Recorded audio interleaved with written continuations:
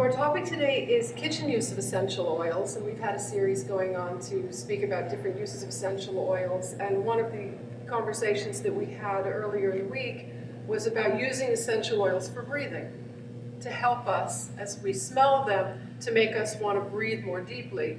And as we connected that to our Torah learning and Moshe Rabbeinu saying that when it was time to leave Mitzrayim, the people didn't believe him, they weren't ready to do it, they were katsar ruach. So we were speaking katsar ruach being a shortness of breath, and therefore a shortness in trust in God, a shortness of emunah. And if you breathe more deeply, you're going to be more connected. What we know about the essential oils being a tremendous gift that we have now in this generation that I seriously sometimes am just brought to tears of gratitude. Because these oils, and I'm speaking when I say these for today's conversation about the oils that we particularly use in cooking, they are antifungal, antibacterial, antiviral, anticatarrhal. Some of them are against diabetes. They can lower blood pressure. This has all been studied and proven. This isn't just hearsay, oh, try this and it may make you improvements in your condition. These things are scientifically studied. The doTERRA oils in particular are used by Johns Hopkins University and I believe Duke, but they are used in scientific studies in research. So for example, we know very, very well that oregano is antibacterial and antiviral, and melaleuca we don't tend to use in cooking because it doesn't taste very good. But the oils that I have lined up here for our cooking series are clove and cinnamon, which you probably know, coriander, cilantro, marjoram, cardamom, and rosemary. And I'd like to look a few of those up and just tell you some of the benefits in the different categories of the things they do. When we read about this, I have this wonderful large copy of the Essential Oils book, and then this smaller spiral bound, and I'd like to offer all of you to take a look at it. And I have these little booklets you can take with you, little how to use essential oils and the different types of oils that you can use in your home. But here in the beginning of this book, we have the science of showing us all the molecular structure of the different oils, so we can learn how they benefit us in the body system. So I'm going to start here reading with basil. The common uses of basil are antimenorrhea, autism, bee and hornet stings, bites and stings, bronchitis, bruises, carpal tunnel, chronic fatigue, cramps, cuts, earaches, frozen shoulder, and on and on and on. Okay, I'm just going to skip to cardamom, which is good for coughs, headaches, inflammation, muscle aches, nausea, and respiratory ailments. Cassia is like a cinnamon. I'll skip here to cinnamon, which is good against airborne bacteria, bacterial infections, bites and stings, bacteria. It helps with breathing, diabetes. Cinnamon, in fact, is known, many doctors will tell you, many perhaps on the alternative side, you'll see recommendations to chew on a cinnamon stick. Sometimes if you read the health column in some of the more popular magazines, Easy Home Remedies, cinnamon is well known to help with diabetes. So if you can cook with a little bit of cinnamon, I like to use it in barley, or sometimes if I eat cottage cheese, I'll just take a couple of drops of cinnamon. I can just go on reading a little bit about it. Diverticulitis. Cinnamon is against fungal infections. It's a general tonic. It stimulates the immune system. It's against infections and low libido, mold. It's pancreas support, physical fatigue, pneumonia, typhoid, vaginal infection, vaginitis, and viral infections. It's good for warming the body. What? Cinnamon? Our old friend cinnamon, the spice we use on Havdalah, just plain cinnamon, really it has all those qualities.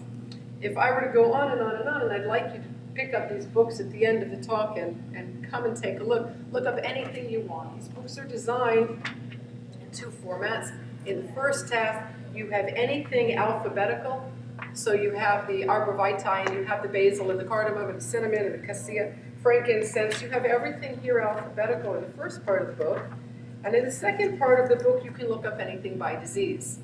Acne, ADD, diverticulitis, cancer, fatigue, anxiety, anything you want to look up as a condition, skin conditions, anything, you'll find that here.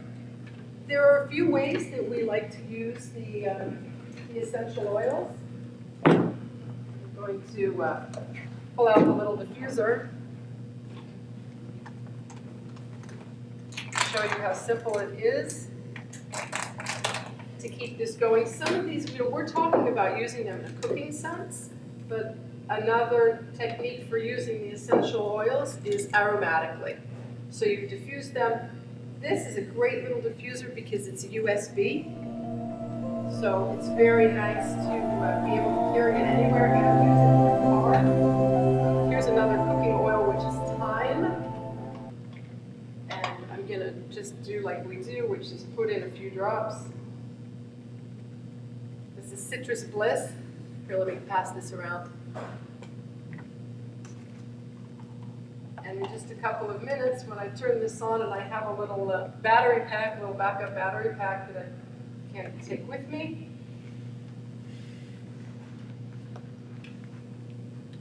There we go. Okay, now can you see that misting?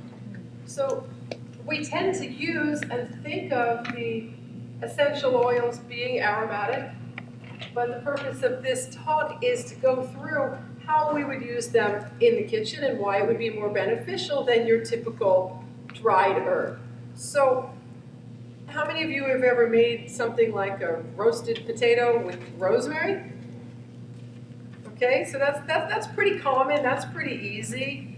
So rosemary, if we look it up, you see it growing out in the gardens in many, many countries. You know rosemary is very familiar.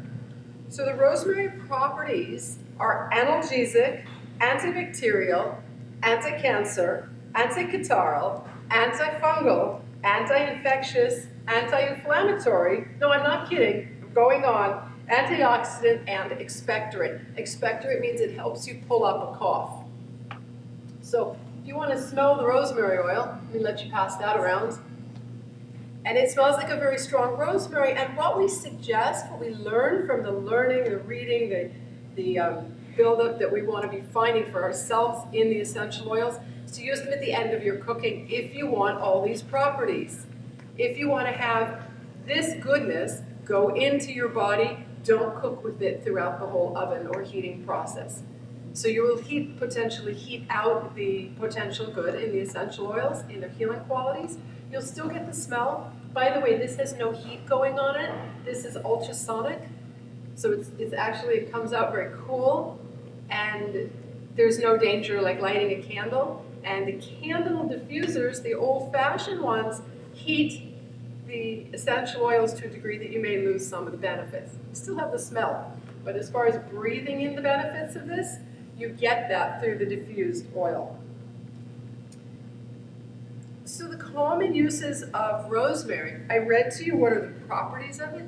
What would be the difference between, in terms of like, if one of these oils helps with a headache, or what would be the difference between like taking Advil and doing this? So the question, just to repeat it, if you didn't hear, the question is about this versus an Advil. Or a different pill, or a shot, or some kind of a pill. So I think we all know with the Western medical allopathic model that when we have drugs going into our body, they're chemical, they're artificial, they're synthetic, and they're having side effects. For the use that we wanted, when we just use, for example, a peppermint oil, and we have another roll-on that's called past tense, it's just for tension. You can roll it on the back of your neck and roll it on the forehead, and that will take away a headache. Also straight peppermint. The same way Advil will? Absolutely. There are many people who will take peppermint and dab it on the sides of their heads, and it has no side effects and only benefits. The oils are known to cross the blood-brain barrier. Now, if you know anything about medicine, Western medicine, what we call allopathic medicine, there are drugs that they wish would cross the blood-brain barrier because then they'd be effective, but they don't, and the oils do. And the science that has proven that over and over and over again in animal studies and in human studies is that the oils can pass the blood-brain barrier because they're natural. God made them. These are a gift to us.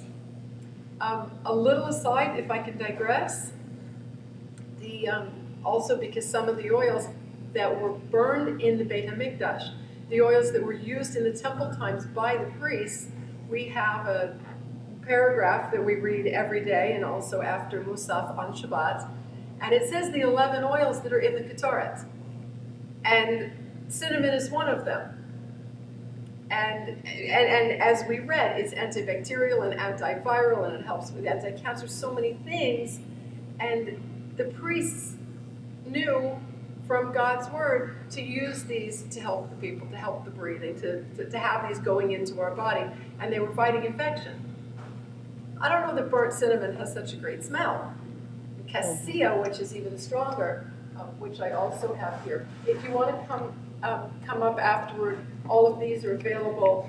Oregano, we have the different oils here.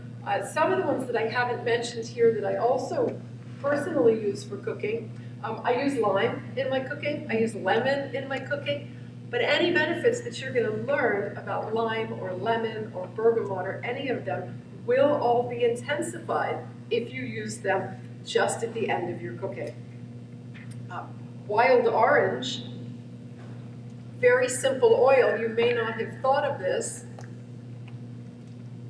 Wild orange has the properties of anti-cancer, and there's research about it here that's listed. You can take the actual research and look it up. You can read the whole thing. Anti-cancer, antidepressant, antiseptic, antispasmodic. It's a digestive aid. Wild orange is a sedative and a tonic. Non-expensive oil, something you can buy a little bottle like this, the little size. I have the little size of wild orange, and I have the larger size of the wild orange. And you can just have that going in a diffuser. And if you think about that, or you can cook with it because it's a wonderful flavor, you can add it into your salads or something. Anti-cancer, antidepressant, antiseptic, antispasmodic, digestive aid, sedative, and tonic. Why would we not have this in our lives? Why not have this in your kitchen? Okay, because these things are beneficial to you. You may as well add cardamom. I'll take you down another path here. Cardamom, if you want to listen to this one, is antibacterial, anti-infectious, anti-inflammatory, antiseptic, antispasmodic, aphrodisiac, decongestant, diuretic, expectorant. It's a stomatic and a tonic for cardamom. So why not put a little cardamom in your rice? Why not put a little cardamom on your salad? It has a great smell. It's very simple. How many of you eat Indian food? Are you familiar with Indian food, rice that's cooked Indian? So if you smell this, this may remind you of Indian food. It does for me because they cook with a lot of cardamom. Have you heard of Ayurvedic medicine? Familiar with that term? Ayurvedic medicine comes out of India, and they really know their herbs. Americans were actually quite ignorant about herbal medicine. We're really, unfortunately, most Americans are very ignorant about the healing properties of foods. The Indian culture, from India, and they have their own food. You know, they cook a lot of lentils and rice, and they don't eat meat. But the way they flavor their foods is very specifically designed for the healing properties.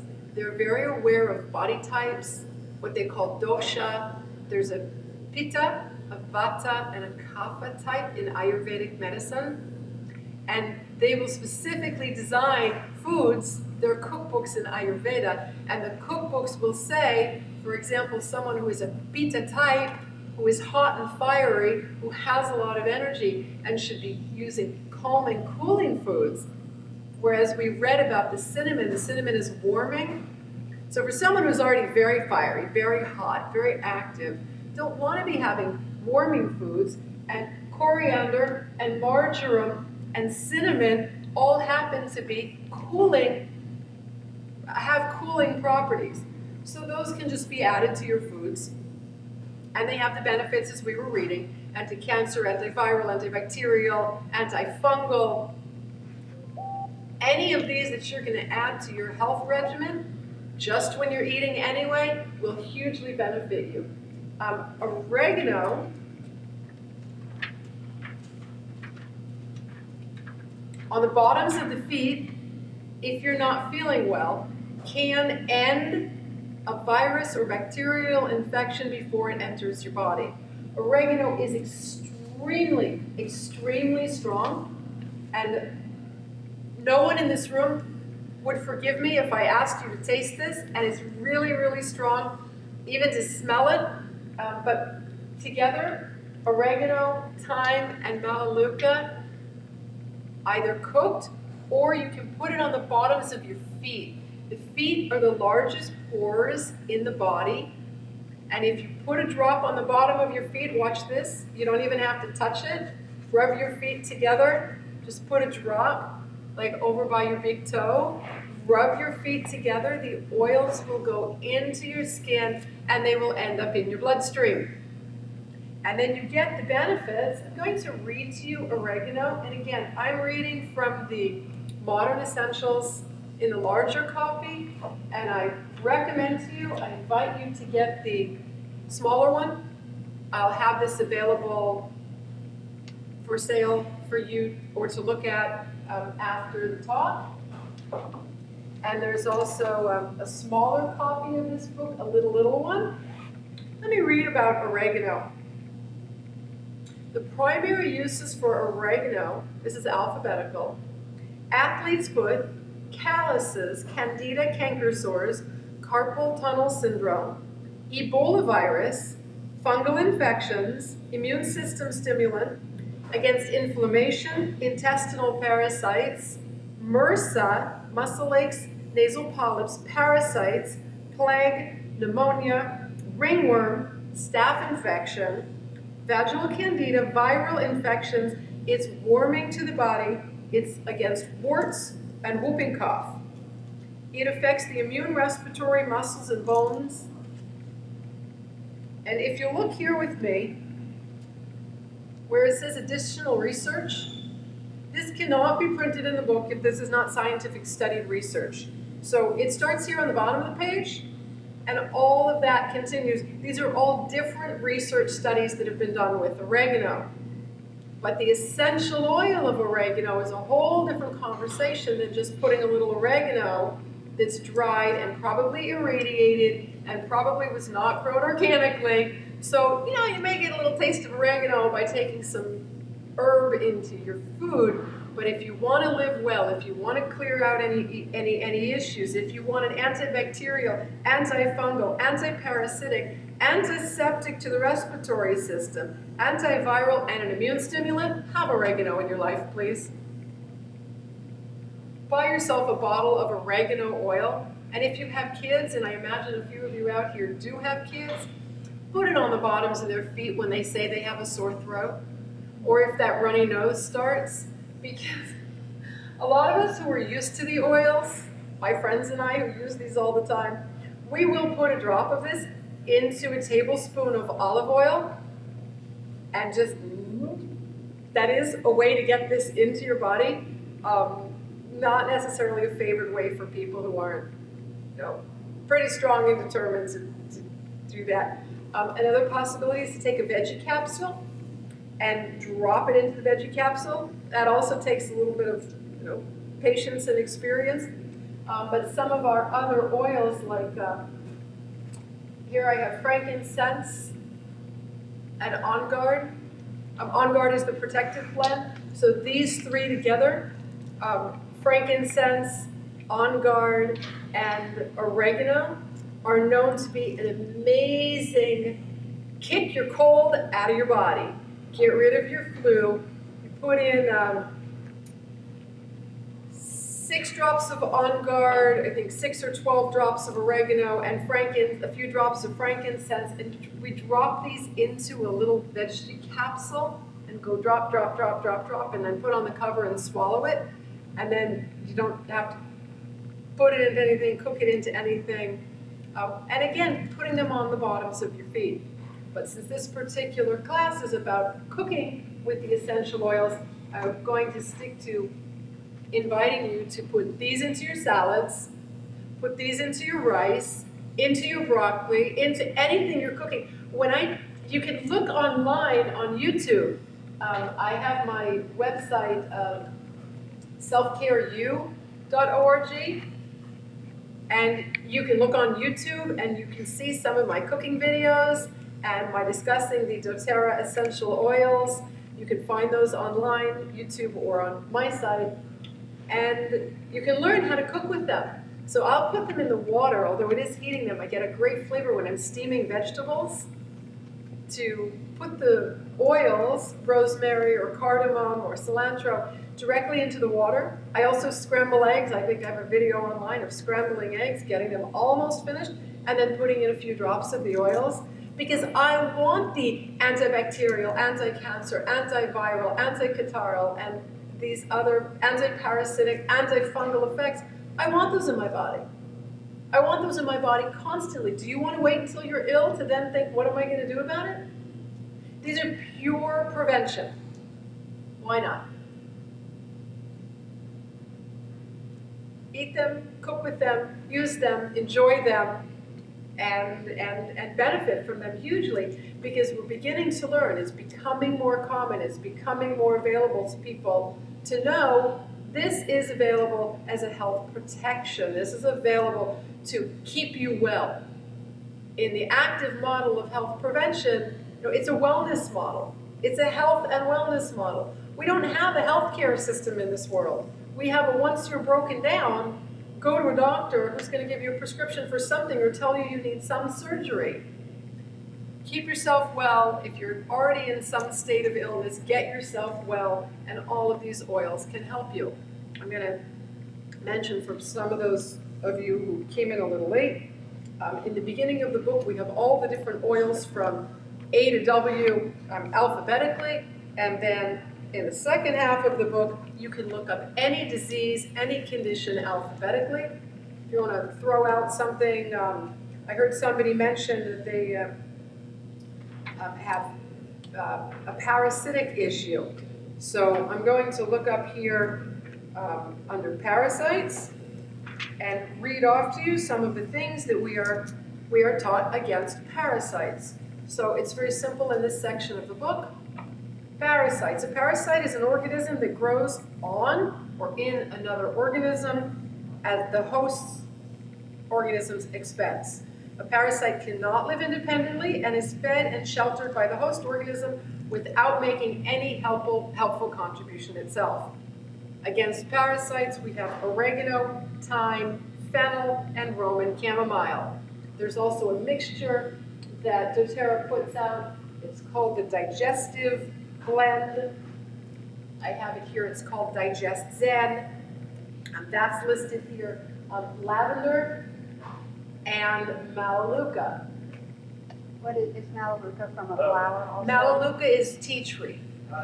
Okay, because I'm allergic to chamomile and rose hips and olive oil and some things. So You're allergic to olive oil and rosemary and chamomile? Yeah, not rosemary though. Not rosemary. Not rosemary. So were you here when I read about rosemary? No, but Okay, I'll look in the book. I'll probably get it. Yeah, I'm happy to hand you the book. Melaleuca is an amazing, amazing oil for so many things. I'll just read it off if I. And you can find it with an OU or something. It's you asking about the kashrut? Yeah. These are all kosher and they're all ingestible. Yeah, I'm constantly consuming them, as are most of my, I can't say most of my friends, but the group of friends that I am with who are involved in the doTERRA essential oils. We have a chat group in WhatsApp, and we're constantly asking each other questions. People send photos. My friend has a rash all over here. What should I use? And we have this WhatsApp chat group, and we ask questions to each other and help each other to learn and guide each other. So we'd be able to say if someone has an allergy to something, what might be used as a substitute, or to look it up. Melaleuca, which is also known as tea tree, in many, many cases, many companies will say this is not to be ingested because it's not pure grade. These are pure therapeutic grade, and they are all fully ingestible. If you buy one from CVS or from Walgreens or one of these little things that says tea tree, it's filled with synthetics. Those of you who I know out here in the group who have a very, very, very low tolerance to chemicals and synthetics can also attest to when you smell some of these ones that aren't pure, then you can have a reaction. It's possible that some of your condition or your experience with your symptoms when you say you're allergic to something, perhaps if you tried a completely natural one, you may not have that. I wouldn't want to subject you to that unless you wanted to try and you know your effects. But for example, this is a Roman chamomile, and you can look up what some of the healing effects of Roman chamomile are. The Melaleuca is known. Common primary uses: acne, allergies, aneurysm, athlete's foot, bacterial infection, boils, bronchitis, candida, canker sores, cavities, chickenpox, cleansing, cold sores, common colds, coughs, cuts, dermatitis, eczema, dry and itchy eyes, ear infection, earache, flu, fungal infections, gum disease, hepatitis, herpes simplex, hives, immune system stimulant, infected wounds, infection, inflammation, jockeyage, lice, MRSA, mumps, nail infections, pink eye, rabies, ringworm, rubella, scabies, shingles, shock, sore throat, staph infection, sunburn, thrush, tonsillitis, vaginal infection, varicose, ulcer, viral infections, warts and wounds. In one oil, tea tree. Now, you may say, not possible, how can it be? Okay. Additional research.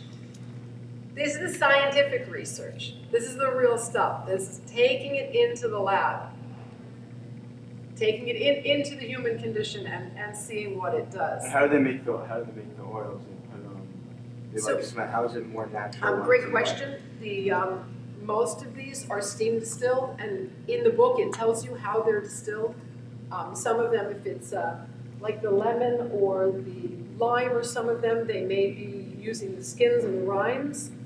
Most of them are steam distilled, and you can look online and you can watch the process. They boil them and extract them, and then all of the steam that goes in high pressure raises the natural oils up, and then it drips down, and they collect the oils, and then. Which is different than cooking, which could actually prevent the essential oils from curing. Yes, it's done in a closed circulation container, and there's a website called sourcetoyou.com. One word, www.sourcetoyou.com, and that can explain to you exactly how the oils are extracted, even where they're bought, where they're grown, the ideal soil conditions that are needed. So do they process them in different containers so that, let's say, olive oil, chamomile, things that I might be allergic to, be processed in a different machine than rosemary that I'm not allergic to? I'm not able to say 100% they do, but I think that the company making these is very, very aware of conditions like yours, and since these are designed for healing, and they have to be 100% pure and therapeutic grade. Again, you can look on their website, and you can get to their websites through my website, the selfcareu.org. And if you want to be involved in using these oils, that's certainly a question that I can ask for you. Probably even to call them today, and they're open right now, and get a pretty quick answer on that. But because each bottle is rigorously tested, and this has to be pure oregano, not oregano mixed with anything. Whatever's their process for batching them and making them, they're going to have to clean meticulously, because anything in any particular bottle is really, really, really going to be 100% pure in there. In the Melaleuca, I read to you first what are the conditions that it helps. The properties are analgesic, antibacterial, antifungal, anti-infectious, anti-inflammatory, antioxidant, antiparasitic, a strong antiseptic, antiviral, decongestant, digestive expectorant, immune stimulant, insecticidal, neurotonic, stimulant, and tissue regenerative. why would any of us not want to have that in our medicine cabinet? There's a package here that doTERRA makes. It's small bottles. It's called the Family Physician's Kit. In other words, every family should have this at home. It comes with 10 basic oils. It's described here what they are and all the uses for them in your home. So peppermint for headaches is here, breathe for respiratory, the On Guard for immune strengthening, the tea tree that we just read about, frankincense, which was used in the temple times. That was one of the most famous ones. And the properties of frankincense, I welcome you to read about it. Tremendous benefits to the body, as well as many of us really like the smell. And lavender is in here. The digestive blend that I mentioned before is in here. Lemon and lavender, and then another one called Deep Blue. And Deep Blue is against pain. A number of people here have tried if they tell me, oh, I heard over here, I've put the Deep Blue on them, and a few people have actually told me that immediately they feel better. I've sold a few of those and I have a few left because they work. Why would you want to take an Advil? Why would you want to take a pain pill or use something that also may be a pain rub, but it has synthetics, it may have artificial colors in it, it has side effects because it's soaking into your body through your skin, it's going into your muscles. I personally want to be all natural. And this just goes straight into your bloodstream. Yeah. Or in the case of the Deep Blue, it's also going into the muscles. And it's helping relieve the pain. Is the Melaleuca in the kit? Melaleuca is in this kit. There's also a larger version of this kit. Each of these, you can look at, each of these is 5 milliliters. They're the small ones. There's 80 drops in the bottle. I have another one set up out in the hall, and that's 250 drops per bottle, plus it comes with the diffuser. And what is the diffuser used for? Just like that, okay, Like in that. the air? Oh, I can turn on the lights there. And the diffuser puts it into the air, and then when you're sleeping, if you put it by your bedside, then you're going to be naturally all night long breathing in the antibacterial and the antifungal and the anti-cancer and the stimulant, immune system stimulant, anti-inflammatory. You just breathe it in. How about eucalyptus? Is that ever? Eucalyptus is a great one. If you want, you can look that up. I think we want to wrap up because it's one, but I welcome you to meet me out in the hall. Sure. And, Okay, thank you. read any of this. You can also read it now while I'm Okay, backing up. that's great. I'm reading it.